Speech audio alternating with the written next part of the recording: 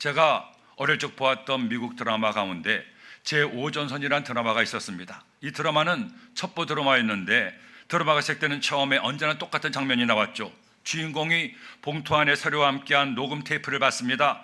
그래서 그 테이프를 들어보면 그 작전의 비밀을 말해주죠. 그리고 마지막에 꼭 나오는 말이 있습니다. 이 테이프는 5초 후에 자동으로 태워집니다 하고는 연기가 나면서 테이프가 정말로 타버리는 거예요. 그렇게 해서 그 작전의 비밀을 유지한다는 겁니다. 어린 시절에 그 드라마를 봤지만 장면들을 보면서 가슴을 졸이면서 아하, 비밀은 중요한 것이구나, 그런 비밀도 있구나 하는 생각을 했던 기억이 있습니다. 그런데 그런 제가 드디어 청년이 돼서 대한민국 군대에 들어갔습니다. 논산훈련소에서 4주간의 고대 훈련을 마치고 드디어 자대 배치를 받는데 다른 훈련병들은 다 부르지만 제 이름을 안 부르는 겁니다. 수백 명의 훈련병 중에서 마지막으로 저를 포함해서 3명만 딱 남았습니다. 나중에 저희 3사람이 가게 된 부대가 어딘지 아십니까? 그 이름도 거룩한 육군본부였습니다. 그 육군본부에서 근무를 하게 됐는데 제가 근무하게 된 것이 어느 부대인가를 제가 말씀드릴 수 없습니다. 왜냐하면 부대 자체가 비밀이기 때문입니다. 그 부대는 아무나 갈 수가 없고 비밀 취급 인가를 받은 군인만 들어갈 수가 있죠. 저야 대한민국의 지극히 정상적인 청년이라서 그 부대에 들어가서 3년 동안 근무할 수가 있었습니다. 저에게 어느 부대에 있었는지 물어보지 마십시오. 비밀이기 때문에 말씀드릴 수가 없습니다. 여러분들은 어떻습니까? 여러분에게도 이런 비밀이 혹시나 한두 가지쯤 있지 않습니까? 살면서 누구에게도 알려줄 수 없는 비밀이 있지 않습니까? 다른 사람은 모르는 나만의 비밀을 간직하며 살진 않습니까? 그런데 오늘 말씀 보니 바울에게도 이런 비밀이 있었다는 겁니다. 그 비밀을 깨닫고 얼마나 놀랐는지 그 비밀이 가진 힘 때문에 그의 인생이 바뀌었습니다. 절망에서 소망으로, 원망에서 감사로, 눈물에서 찬송으로 그의 삶이 바뀐 거예요. 그렇다면 바울은 어떤 비밀을 깨달았습니까? 가장 큰 비밀이 과연 무엇이었습니까? 우리도 예수님 믿으며 살면서 바울이 깨달은 그 비밀을 깨달아야 됩니다. 그 비밀을 가슴에 간직하며 살아야 됩니다. 왜? 그 비밀이야말로 가장 큰 비밀이요, 내 삶을 새롭게 하는 은혜와 축복의 비밀이기 때문입니다. 그러니 오늘 이 가장 큰 비밀을 여러분 잘 들으세요. 그래서 그 비밀을 깨달아 그 비밀의 능력으로 승리의 삶을, 행복한 삶을 살게 되기를 예수님의 이름으로 축원합니다. 그렇다면 오늘 말씀을 통해 우리가 깨달아야 될 비밀이 무엇입니까? 첫째로 내가 하나님의 상속자가 되었다는 겁니다. 여러분, 하나님께서는 세상 모든 민족 가운데 이스라엘 민족에게 하나님의 비밀을 알려줬습니다. 바로 율법을 지킴으로 구원한다는 구원의 비밀이었죠. 그들이 율법의 말씀대로만 살면 구원을 주시겠다는 겁니다. 세상 많은 민족이 있었지만 오직 이스라엘 민족만 딱 택하셔서 그들에게 구원의 비밀을 알려주신 거죠. 하지만 안타깝게도 이스라엘 민족은 구원의 비밀을 받은 자답게 살지 못했습니다. 말씀대로 살지 않고 율법의 말씀을 어기며 살았습니다. 우상을 숭배했습니다. 이웃을 미워하고 싸우고 욕하고 저주하며 살았습니다. 결국 이스라엘 민족은 하나님의 비밀을 깨닫지 못한 채 그 비밀을 저버리고 말았던 거예요. 그러자 하나님은 이스라엘 민족이 아닌 다른 이들에게 또 하나의 구원의 비밀을 알려줬습니다. 헌데 이 구원의 비밀은 이전에 이스라엘에게 주신 비밀보다 더 놀랍고 완벽하고 가장 큰 구원의 비밀입니다. 이 비밀이야말로 모든 사람을 구원하려는 구원의 비밀이기 때문이죠. 6절 말씀에 보니 이는 이방인들이 복음으로 말미암아 그리스도 예수 안에서 함께 상속자가 되고 함께 지체가 되고 함께 약속에 참여하는 자가 됨이니라. 더 이상 이스라엘 민족만 구원의 비밀을 아는 것이 아닙니다. 이방인, 즉 모든 사람, 우리 모두가 비밀을 알게 됐습니다. 어떤 비밀입니까? 예수님을 나의 구주로 믿으면 하나님의 자녀가 된다는 비밀입니다. 유대인이든 헬라인이든 로마인이든 미국인이든 한국인이든 중국인이든 상관이 없습니다. 잘났든 못났든 잘하든 못하든 가졌든 가난하든 아무 상관이 없습니다. 예수님을 나의 구주로 믿기만 하면 하나님의 자녀가 되고 하나님의 모든 것을 물려받는 하나님의 상속자가 된다는 겁니다. 믿으시면 아멘 합시다. 에베소 3장 3절은 말씀하죠. 곧 계시로 내게 비밀을 알게 하신 것은 내가 먼저 간단히 기록함과 같으니 그것을 읽으면 내가 그리스도의 비밀을 깨달은 것을 너희가 알 수 있으리라. 사랑하는 여러분, 바울이 깨달은 첫 번째 비밀은 이것입니다. 예수님을 나의 구주로 믿으면 하나님의 자녀, 하나님의 상속자가 된다는 거예요. 그러므로 이 시간 예수님을 나의 구주로 믿으면 아멘 합시다. 예수님을 나의 구주로 믿으면 아멘 합시다. 그러면 여러분은 어떤 사람이 되었습니까? 하나님의 자녀가 되었습니다. 하나님의 상속자가 되었습니다.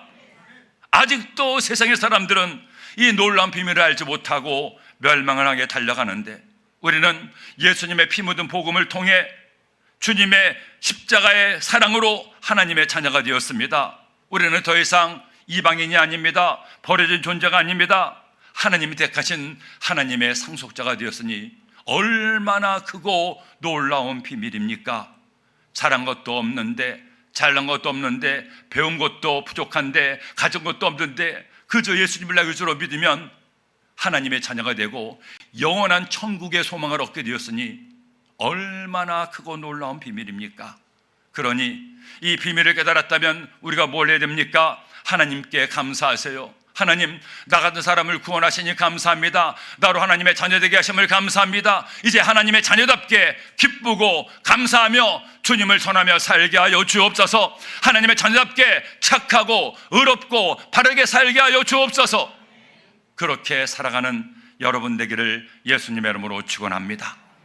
영국에 윌리엄 카프라는 청년이 있었는데, 그는 32살쯤 되었을 때 인생이 너무나 고통스러워서 이렇게 사는 것보다 차라리 죽는 것이 낫다는 결론을 내렸습니다.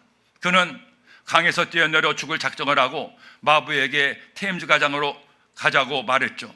그러자 청년의 표정을 수상하게 여긴 마부가 그를 내려놓고는 떠나지 않고 몰래 지켜보다가 그가 강에 뛰어들는 순간에 그를 붙잡았습니다. 그로 말했습니다. 앞길이 창창한 젊은이가 이렇게 죽으러 가면 어떻게 합니까? 죽을 용기를 가지고 굳세게 사세요. 결국 그는 강에 투신하려는 시도를 실패하고 집으로 돌아왔습니다. 하지만 집에 들어오자마자 나는 살 가치가 없어, 이번에는 음독 자살을 시도했습니다. 헌데 이웃에 사는 사람이 우연히 그의 집에 왔다가 아직 살아있음을 발견하고 급히 병원에 데려가 살려놓았죠. 두 번째 시도에도 실패한 그는 나는 이래서 죽을 수도 없겠구나 생각하고는 이번에는 면도날을 가지고 손목의 동맥을 끊으려고 했습니다. 근데 기가 막히게 면도날이 부러지는 바람에 또 실패했어요. 그래도 그는 포기하지 않았습니다. 네 번째는 꼭 성공하려는 마음 먹고는 목을 매달았습니다. 근데 목을 매는 순간에 또 이웃집 사람이 와서 매달리는 그를 보고는 끈을 풀어서 병원에 데려가 살렸어요. 4번씩이나 죽으려는 시도가 실패하자 더 큰 절망에 빠졌습니다. 나는 살 수도 없는데 죽을 수도 없구나. 정신병에 시달렸고 아무것도 하지 못하는 폐인이 되고 말았죠. 그런 그의 소식을 듣고 한 목사님이 그를 찾아왔습니다. 그는 찬송과 나 같은 죄인 살리신 어메이징 그레이스를 작사한 존 뉴턴 목사님입니다.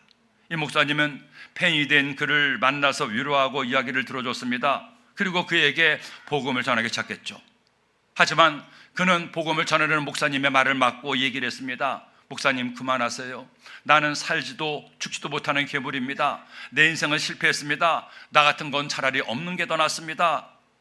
그때 이 존 뉴턴 목사님이 진심을 담아 말했습니다. 그렇지 않습니다.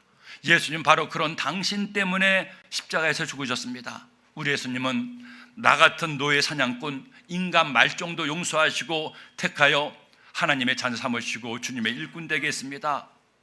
죽으려고 하지 마세요. 주님이 당신을 사랑하시는데 왜 죽으려고 합니까?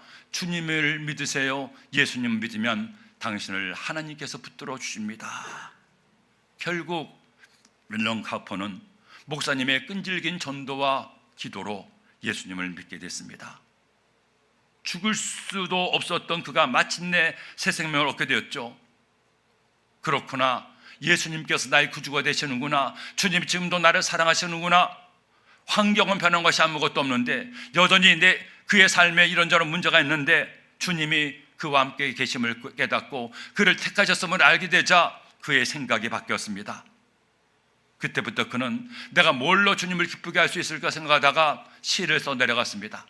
그런 그의 시가 곡이 붙여져서 찬송시가 되고 많은 사람들이 그가 작사한 찬송을 통해서 주님을 만나고 하나님 은혜를 경험하게 됐습니다. 그가 쓴 찬송시 가운데 우리가 잘 아는 찬송이 있습니다. 찬송가 258장 샘물 같은 보혈은, 우리 한번 찬양하실까요?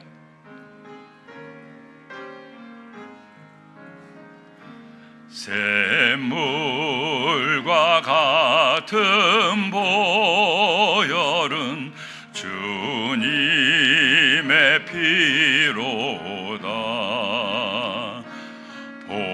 보혈의 죄를 씻으면 정하게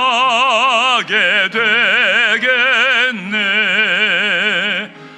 정하게 되겠네. 정하게 되겠네.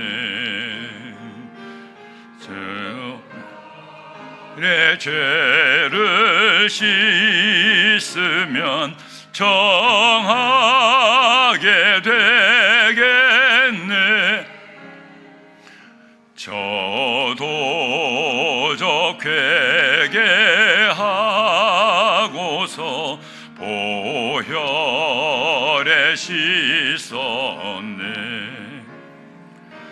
저도적 같은 이 몸도 죄 씻기 원하네.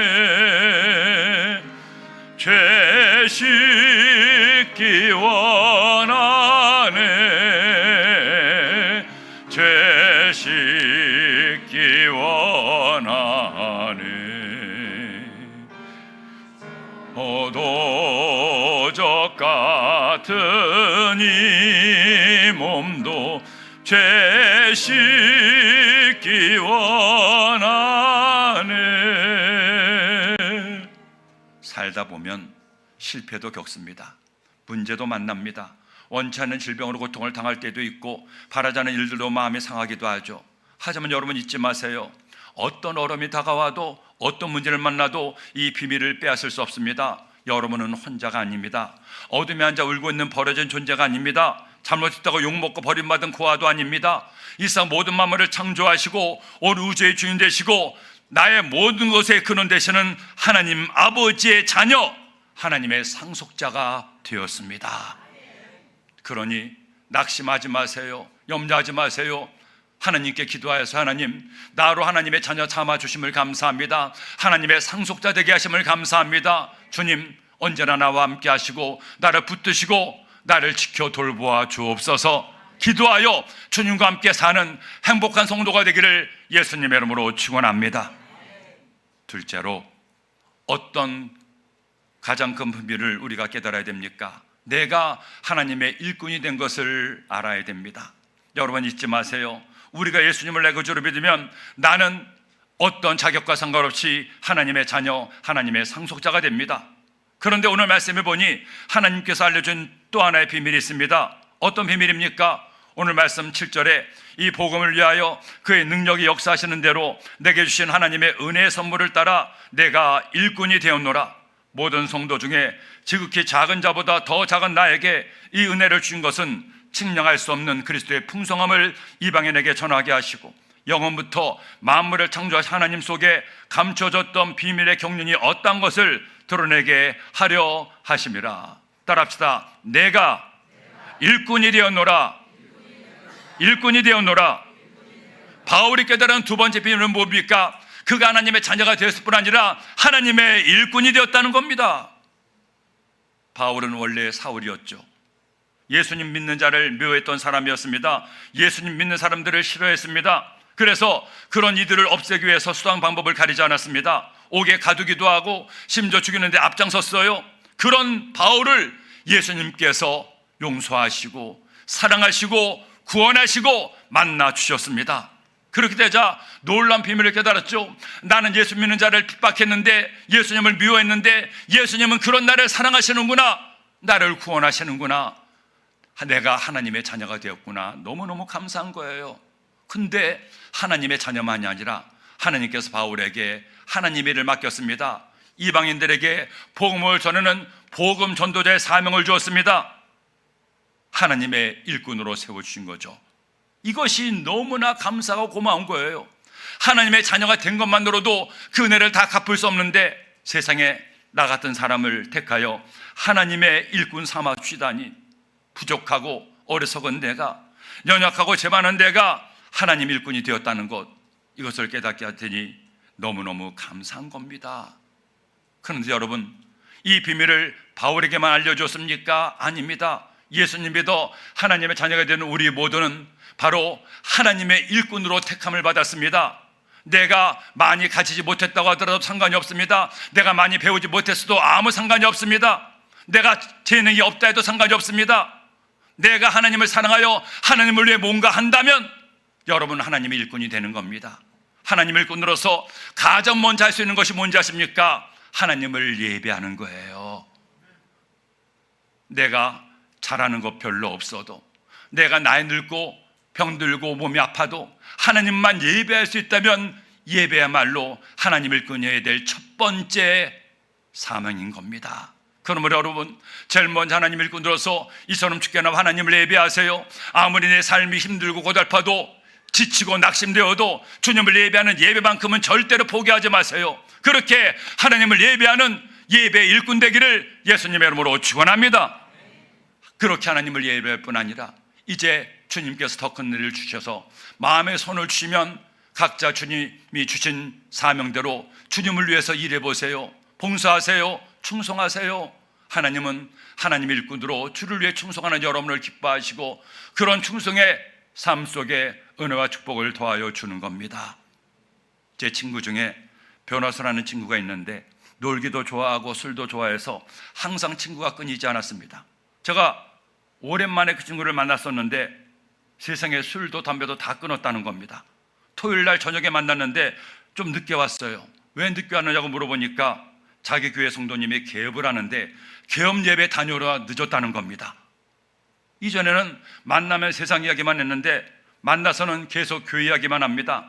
자기가 일주일에 한 번 교회 리더십 훈련을 받고 있고 주일 7시에 드리는 일부 예배 성가대를 하고 있다는 거죠. 그래서 매 주일마다 새벽 6시까지 교회를 간다는 겁니다. 제가 깜짝 놀라서 아니 너 그렇게도 힘들지 않냐고 물어보니까 정색을 하면서 저에게 얘기를 해요. 목사님이 그렇게 말하면 안 되지. 주님을 위해 봉사하는 건데 얼마나 감사해. 알다시피 나 같은 사람이 하나님을 찬송하는 게 너무너무 감사해요. 제가 그 말을 듣고 목사보다 낫네 하는 생각이 들어요. 근데 옆에 있던 친구가 한술 더 떴습니다. 이 친구 역시 주일이면 성가대로 봉사하고 평일에도 은혜를 사모해서 월요일마다 예배를 간다는 겁니다. 거기에 남성 구역 예배를 빠짐없이 드리고 그 당시 집이 일산이었는데 토요일이면 오살리 기도원 올라가 기도를 해서 몇 시간씩 기도하고 온다는 거예요. 자기 집이 교회에서 멀어서 교회까지는 못 가도 동네 근처 교회에서 새벽 기도를 드리는 것 기본이라는 겁니다. 목사님 나 이렇게 열심히 봉사하고 있어요. 그 말을 듣니까 점점 더 무서워지는 거예요. 거기에다가 결정적으로 한 친구가 저를 살떨리게 했습니다. 그 친구는 제가 그렇게 오랫동안 전도해도 교회를 다니지 않던 친구였죠. 제가 교회 가고 예수님 믿으라고 얘기하면 이 목사 다 예수 믿으면 어떡해? 안 믿는 사람도 있어야지. 나는 세상에 너무너무 좋아서 예수 못 믿겠어. 그런 친구였습니다. 근데 그 집에 아들이 먼저 교회를 다니고 이어서 딸과 아내가 예수님 믿자 결국 넘어가 예수님을 믿게 됐다는 거예요. 제가 만난 그날도 토요일이었는데 월요일 날 교회 야유회 준비 때문에 하루 종일 교회에서 일을 하고 왔다는 겁니다. 하는 말이 목사님 예수 믿는 게 재밌어요. 우리 목사님도 교회에 문제가 있으면 나만 찾는데 나 같은 사람이 주님을 위해 일할 수 있다는 게 너무너무 감사해요. 친구들이 다 달라졌습니다. 저는 그렇게 달라진 친구들을 보면서 새삼 우리 주님은 위대하시구나, 기가 막힌 분이구나, 어떻게 저 친구들을 저렇게 하나님의 일꾼으로 변화시킬 수 있었을까. 왜 그 친구들이 그렇게 충성합니까? 누가 시킨 것도 아닌데, 돈 주는 것도 아닌데 주님을 예라는 것이 너무나 기쁘고 즐거워서 그 비밀을 깨달았기에 그렇게 충성하는 거죠. 그렇게 주님의 충성된 일꾼이 된 지 어느덧 20년이 훌쩍 지났습니다. 그 친구들은 지금도 섬기는 교회에서 장로로 안수로서 충성하고 있으니 그저 감사할 따름이죠. 이 말씀을 준비하면서 저 역시 지난 저의 삶을 돌아봤습니다. 저같이 부족한 사람이 주의 종으로 부름받고 지금까지도 하나님 일꾼으로 일한 것이 얼마나 감사한지요. 자격도 없고 능력도 없고 잘하는 것도 없고 많이 배운 것도 아닌데 부족함에도 어리석음에도 하나님께서 사명 주어서 일꾼 삼아주니 그저 감사할 것밖에 없다는 생각을 했습니다. 저뿐이겠습니까? 그 친구들 뿐이겠습니까? 하나님은 하나님 자녀 된 여러분 모두를 하나님의 일꾼으로 세우셨습니다. 우리가 그 비밀을 깨닫고 있는 모습 그대로 내가 할 수 있는 것으로 무언가 하나님을 위해서 하게 되면 여러분은 모두 하나님의 귀한 일꾼들이 되는 겁니다. 저는 여러분들이 하나님의 자녀가 되었을 뿐 아니라 하나님의 일꾼된 이 비밀을 꼭 기억하기를 원합니다. 그래서 한평생 살면서 무엇을 먹을까, 무엇을 입을까, 무엇을 마실까만 걱정하는 삶이 아니라 내가 주님을 위해서 뭘 할 수 있을까, 내가 어떻게 하면 주님을 좀 기쁘시게 할 수 있을까 생각하고 그 일을 행하는 여러분 되기를 예수님의 이름으로 축원합니다. 마지막 셋째로 가장 큰 비밀은 무엇입니까? 내가 믿음으로 승리하게 된 것입니다. 여러분, 우리는 하나님의 자녀입니다. 부족해도 연약해도 하나님은 나를 있는 모습 그대로 사랑하시고 구원하시며 때마다 놀라운 은혜를 도와여 주십니다. 더구나 하나님 일꾼 삼아주셔서 있는 모습 그대로 충성할 때 나의 삶에 놀라운 복을 도와여 주시죠. 그런데 여기 또 하나의 비밀이 있습니다. 이 비밀이야말로 힘들고 고단한 삶을 살아가는 우리에게 놀라운 위로와 힘이 되는 말씀이죠. 12절 말씀에 우리가 그 안에서 그를 믿음으로 말미암아 담대함과 확신을 가지고 하나님께 나아감을 얻느니라. 믿음으로 말미암아 담대함과 확신으로 승리할 수가 있노라. 믿음으로 반드시 승리의 삶을 살게 된다는 겁니다. 어떤 문제를 만나도 어떤 실패를 겪어도 절망할 필요가 없어요. 하나님의 자녀가 안 되었으면 환난과 문제를 만날 때 낙심하고 쓰러질 수밖에 없습니다. 왜? 아무도 그를 도울 수가 없기 때문에. 하지만 하나님의 자녀가 되면 내가 고난을 당할 때, 내가 문제를 만날 때 하나님이 나와 함께 하시고 나의 기도를 듣기를 원하십니다. 나를 돕기를 원합니다. 내가 주님께 믿음으로 간구하면 하나님은 반드시 우리의 믿음을 통하여 응답과 기적을 도와여 주십니다. 마침내 모든 것을 합력하여 선을 이루게 하십니다. 모든 고난과 어려움을 극복하고 승리하게 하시는 거예요. 여러분에게 이 믿음이 있습니까? 이 믿음으로 마침내 승리하는 여러분 되기를 예수님의 이름으로 축원합니다. 그렇게 믿음으로 나가는 사람은 실패도, 질병도, 고난도, 핍박도, 죽음도 두려워할 필요가 없습니다. 왜? 하나님이 나를 사랑하시고 나를 구원하시는데, 내가 기도하면 하나님께서 응답하시는데 왜 염려합니까? 왜 두려워합니까? 만일 우리가 예수님을 믿으면서도 두려워한다면 그 두려움은, 염려는 하나님이 주는 것이 아닙니다. 사탄이 주는 유혹이요 올무입니다. 그런 여러분, 염려하지 마세요. 두려워하지 마세요. 지금 내 앞에 어떤 어려움과 시련이 다가왔다고 하더라도 믿음으로 기도하세요. 주님께서 나와 함께 하사 나로 승리케 할 것을 믿습니다. 굳게 믿음으로 기도할 때 하나님 은혜가 임하게 됩니다. 왜인지 아십니까? 우리 모두는 하나님의 자녀가 되면 하나님이 나의 아버지가 되셨기 때문이에요. 아버지 하나님은 당신의 독생자를 주기까지 우리를 목숨 다해 사랑하시기 때문에 사랑하는 자녀가 믿고 기도할 때 반드시 응답과 은혜를 도와여 주는 겁니다. 지난 2008년에 중국 수산성에서 큰 지진이 일어났습니다. 그 지진으로 한 중국 남자가 건물이 무너지면서 건물에 갇히고 말았죠. 그 소식을 듣고 달려온 칠순의 노부모가 아들을 살리겠다는 일념으로 제대로 된 장비도 없이 5일 동안이나 맨손으로 건물 더미를 뒤진 끝에 마침내 죽어가고 있는 아들을 찾아냈어요. 하지만 아들은 이미 입과 코에서 피가 흘러나오고 배가 농구원처럼 부풀어 올라서 죽음만 기다리고 있었죠. 그런데 부모는 그 아들을 위해서 다시 초인적인 힘을 발휘했습니다. 70이 넘은 노부모가 아들을 들쳐업고 이틀에 걸쳐 산길을 걸은 끝에 운 좋게 구룡차를 만났습니다. 그리고 병원에 실려갔죠. 지진이 일어난 지 168시간 만이었습니다. 워낙 상태가 심각해서 바로 수술에 들어갔어요. 부모는 7일 동안이나 거의 먹지도 자지도 못한 몸으로도 아들만 살아나기를 소원하고 또 소원했습니다. 그리고 마침내 수술이 성공적으로 끝나고 아들이 살아났어요. 그 기사가 중국 신문에 실리고 많은 사람들이 그 기사를 보고 슬픔 속에서도 위로를 받았습니다. 이것이 부모의 사랑이구나. 칠순의 노부모가 죽어가는 아들을 이렇게 살렸구나. 사랑이 한 사람을 살렸구나. 세상의 부모도 이렇게 자식을 위해서 모든 것을 아끼지 않는데, 최선을 다하는데 하물며 우리 하나님 아버지가 어떻게 하시겠습니까? 예수님은 이처럼 말씀하셨죠. 요한복음 14장 13절에 너희가 내 이름으로 무엇을 구하든지 내가 행하리니 이는 아버지로 하여금 아들로 말미암아 영광을 받으시게 하려 함이라.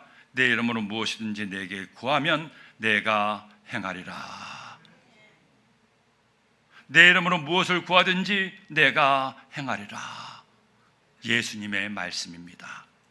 그러므로 여러분, 문제 앞에서도 세상의 유혹 속에서도 담대합시다. 우리는 보통 사람이 아닙니다. 하나님의 아들이요 하나님의 딸입니다.